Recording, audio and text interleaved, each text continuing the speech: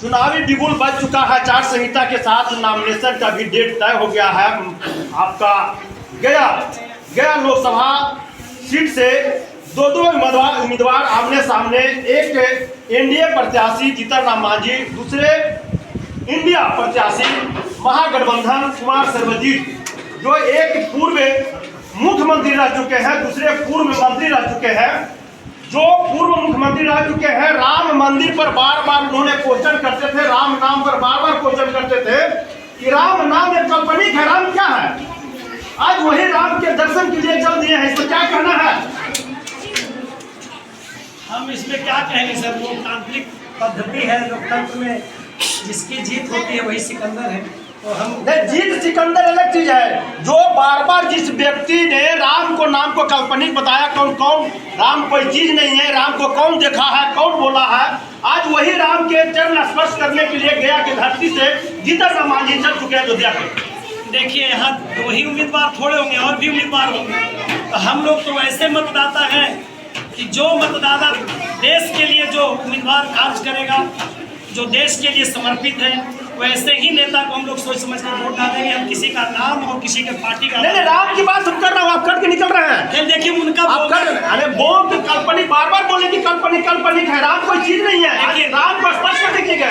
जिस समय वो बोल रहे थे उस समय इंडिया गठबंधन में थे, और जब पक्ष में बोल रहे हैं तो एनडीए में आ गए हैं। तो राजनीतिज्ञों की चर्चा क्या करनी, वो लोग जिधर से हवा चलती है उधर ही अपना पीठ अड़ा देते। चलिए, अभी सामने दो प्रत्याशी, अभी तीसरा प्रत्याशी नहीं आया और 28 को नॉमिनेशन होने वाला। पहला पसंद आपका कौन प्रत्याशी है? अभी तो दो ही अभी और आए। तो पहला पसंद कौन है दोनों में? अभी तो हम कुछ नहीं। चलिए अभी कुछ करेंगे। पहला पसंद कौन प्रत्याशी आपका है? हम लोग राजनीति से उतना नहीं, राजनीति से मतलब नहीं रखना है। आप लोकतंत्र का एक मतदाता हैं और आपको उतना ही हक है जितना वो मुख्यमंत्री का हक है। तो आपका किसका पसंद है जो लोग लोटा में डालिएगा? वो उसी समय पता चलता है। अरे बोलने से क्यों हिचकिचा रहे हैं? नहीं बोला जाता। आपका कौन पसंद है? पहला पसंद कौन है? चलिए, नॉलेज इनको नहीं, आपका कौन सा पसंद है? पहला प्रत्याशी कौन? मत जो है सोच समझ कर दिए जाने की चीज़ है। सारे लोग अपने हक की लड़ाई के लिए कैसे वो आए हैं, उनकी आवाज़ को किसने लाया है रोड पे, ये सारे चीज़ को सोच समझ कर अपने दिल पर हाथ रख के हम यही कहेंगे कि सारे लोग अपना मत दे कि हमें आवाज़ देने का काम किसने किया। और विशेष रूप से अभी हम किसी प्रत्याशी का नाम नहीं लेंगे। चलिए, आवाज देने के लिए कौन सा काम किया? वो सारे लोग जानते हैं कि हम सभी पिछड़ों को आवाज़ किसने दिया, जगाया किसने, वो खुद समझकर अपने आप को वोट देने का।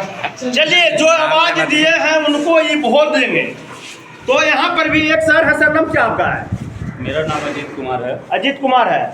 आप सर बताइए कि एक पूर्व में मुख्यमंत्री रह चुके हैं, जो उनका जन्म कर्म भूमि रहा है आपका फतेहपुर की धरती, पहले विधानसभा फतेहपुर में रहता था, जहाँ से 1980 से चुनाव लड़ते आए। तो आप बताइए फतेहपुर के लोग प्रत्याशी क्या करें, क्या किया अभी तक? देखिए सर, क्या है ना कि हम लोग पेशे से शिक्षक हैं और हम लोग किसी खास पार्टी के बारे में बोलना नहीं चाहेंगे। अगर जो किसी खास पार्टी के बारे में बोलते हैं तो उसका इम्पैक्ट बच्चों पे जाएगा और साथ ही साथ उनके गार्जियन पे जाएगा, जो कि शिक्षक के लिए अच्छा नहीं होता। चलिए, पहला पसंद कौन आपका है? दो आमने सामने प्रत्याशी सर, आमने सामने दो है, तीसरा भी नहीं कोई है। बात जहाँ तक पसंद का है तो आप अपने हिसाब से देखिए, जिसको आप देना चाहते हैं उनको वोट दीजिए, और इसमें पसंद करना पसंद का कोई बात। चलिए, डिप्टी सीएम की बात आ जाता है। भाजपा में दो डिप्टी सीएम, एक विजय सिन्हा और एक सम्राट चौधरी, और पूर्व डिप्टी सीएम। तो ये तीन को में पहला पसंद कौन है डिप्टी सीएम? तो देखिए सर, डिप्टी सीएम का कोई खास वर्क होता नहीं है, और बात रहा सीएम का तो सीएम ठीक ठाक है फिलहाल के लिए, कार्य अच्छा कर। डिप्टी सीएम का कोई वर्क नहीं होता है फिलहाल तो आम जन के लिए वैसा कोई काम नहीं है डिप्टी सीएम का। तेजस्वी जी तो बोलते हैं कि हम डिप्टी सीएम रह के और वही मुख्यमंत्री से नियुक्ति पत्र बंटवा दिए 2 लाख को, जिसको बोलता था कि अपना बाप घर से पैसा लाइएगा। आप बोलते कोई वर्क नहीं है। और सर, बात रहा जहाँ तक आपका रोजगार देने का, तो ये कोई नेता और मंत्री का मतलब पैकेट का चीज़ नहीं है कि कोई भी अपना मतलब रोजगार बांट दे। ये जैसे जैसे ज़रूरत होता है किसी का, तो सरकार शिक्षा विभाग का वैकेंसी था, शिक्षा विभाग वैकेंसी निकाला, तो वैकेंसी में फिर अपना बहाली किया बीपीएससी के माध्यम से। तो कोई भी अगर जो नेता पार्टिकुलरली कहते हैं कि हम ये काम कर दिए हैं तो चलिए इसमें मुख्यमंत्री और आप उप मुख्यमंत्री का कोई भूमिका नहीं है नौकरी में? नहीं, मुख्यमंत्री एक तरह से देखा जाए तो नहीं है। ये सब जरूरत है शिक्षा विभाग का या फिर जो विभाग कैबिनेट उसका पास है, कैबिनेट की बैठक वो करता है, कानून वो लाता है और आप बोलते हैं कि उसकी जरूरत नहीं तो वोट क्यों डालते हैं आप? क्यों मंत्री बनाते हैं, मुख्यमंत्री क्यों बनाते हैं? ठीक है, हम आपकी बात से सहमत है, कैबिनेट उसका है, सब कुछ है, हम मान लेते हैं, लेकिन क्या वो सारा काम अगर जो वैकेंसी नहीं आएगा तो क्या खुद से सारा काम कर पाएगा?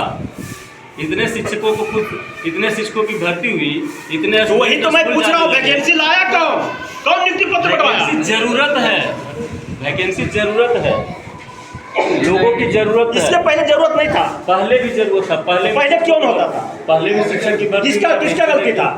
गलती इसमें सर किसी का नहीं है, गलती क्या रहना है इसमें? पहले भी जरूरत था, ये स्कूल में 10 टीचर का जरूरत था और 5 टीचर था, जरूरत था। हाँ। तो किनकी गलतियां के चलते यहाँ 5 टीचर नहीं आ पाए? किसी का गलती नहीं है, नीड है सबका, जरूरत है सबका, जो जरूरत है उसी के हिसाब से काम करता है। जैसे आज हम कुछ सालों पहले किसी के पास उस समय भी उतना ही जरूरत था जितना अभी जरूरत हुआ, जितना नियुक्ति हुआ उस समय भी नियुक्ति हो सकता था उतना पद उस समय भी खाली था, तो क्यों नहीं? देखिए, पद खाली था, अब ये तो खैर अंदरूनी मामला है। चलिए, ये जवाब देने से कतरा रहा है, कहीं कहीं कट के एकदम निकल रहा है। सरकार की नजर में सरकार कुछ है ही नहीं है, डिप्टी सीएम कुछ नहीं है, सीएम कुछ नहीं है, तो हम समझते हैं ऐसे व्यक्ति को वोट भी नहीं डालना चाहिए, लोटा में डाल देना चाहिए, जो पूरे तरह से नकारात्मक है। बताइए सर, आप बताइए सर, आप बताइए सर, आप कट गए, आप बताइए सर। बात को आप घुमा देते हैं सर, इधर उधर। क्या बात बताइए? हम ये बोले, आप ये बताइए कि डिप्टी सीएम क्या काम है, वो आप ही बताइए क्या काम है उनका। उनके पास मंत्रालय था, सुनिए, उनके पास मंत्रालय था, कैबिनेट में वो बैठता है, सहमति वो जताते हैं, प्रस्ताव वो लाते हैं, तो फिर आपको जरूरत है? डिप्टी सीएम जरूरी है कि सीएम जरूरी है? हम तो बोल रहे हैं कि डिप्टी सीएम और सीएम के बाद दोनों कर रहे हैं, आप तो दोनों की जरूरत नहीं है। हम तो कह रहे हैं कि सीएम है, सीएम कार्य कर रहे हैं, ठीक है, सीएम कार्य कर रहे हैं, डिप्टी सीएम का तो हम कोई कार्य नहीं देते हैं, क्या देते हैं? कोई कार्य नहीं, कोई कार्य। पद किस लिए बनाया गया? अब पद बनाता है। चलिए, डिप्टी सीएम का पद किस लिए बनाया गया? सभी बोलते हैं कि कोई काम नहीं है। डिप्टी सीएम तब काम करते हैं जब सीएम उपस्थित रहते हैं।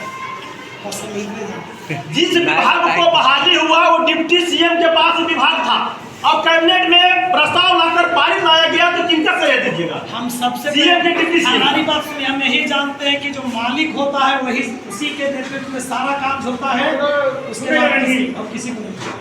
चलिए, मालिक करेगा, मालिक जनता है। कौन मालिक है? वही हम कैसे करें? बिहार मालिक जनता होता है। चलिए, मालिक जनता ही होता है, जनता से चुना हुआ प्रतिनिधि जाता है, वो सबको मालिक हो जाते हैं, मगर साफ साफ कहने से कतराते हैं। ना पता यहाँ पर क्या इन लोग के अंदर में मन में कचरा है जो निकालना नहीं चाहते हैं, बताना नहीं चाहते हैं। आप सभी को स्वागत है, धन्यवाद है। Sir, 1 minute.